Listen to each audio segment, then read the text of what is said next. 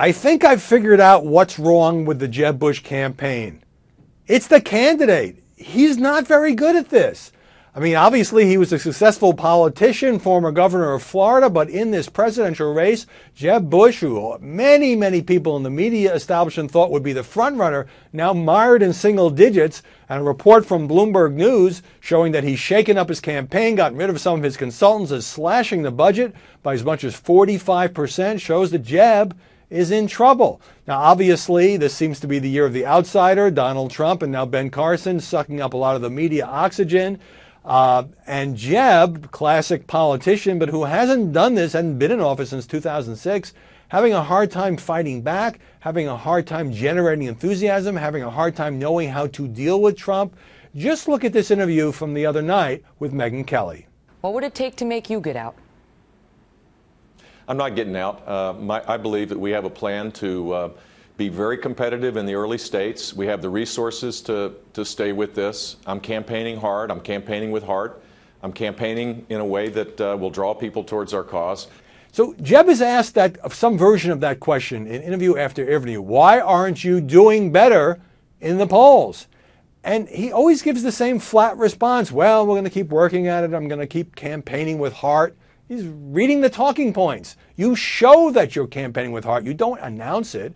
And rather than pivoting to something that he feels passionate about or being effective at throwing any punches at Trump, he just kind of says, well, you know, Herman Cain was in first place, blah, blah, blah. He just hasn't been very inspiring. He also has had 2 mediocre debates, and his donors have got to be wondering, when is Jeb going to make his move? Now, just because you slash your budget, clearly the Jeb campaign had gotten bloated, and you lay off a bunch of these high-priced consultants, doesn't mean that you're toast. I remember in the summer of 2007, John McCain went through a version of this, big shakeup, cut the budget, didn't have much of a budget, and somehow came back to win the GOP nomination the following year.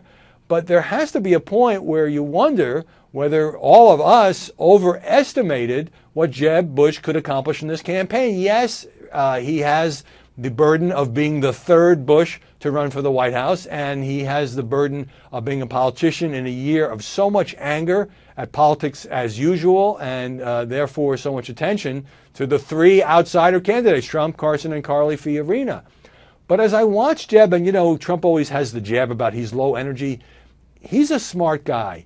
He knows policy inside and out. He would probably make a good president, but he just has a trouble communicating passion in this campaign. And if you can't get the voters excited, and if 3 months before the voting begins in Iowa and New Hampshire, you're down at 5% in some state polls and 7 or 8% in the national polls, that's a problem.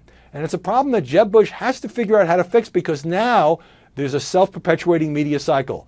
The worse he does, the more the campaign coverage turns negative. The more the campaign coverage turns negative, the more there's an aura of failure around his campaign. The donors are afraid to give more money, and it's just a mess. So if Jeb Bush has it within him to come back and be a competitive player for this nomination, he'd better start showing it soon.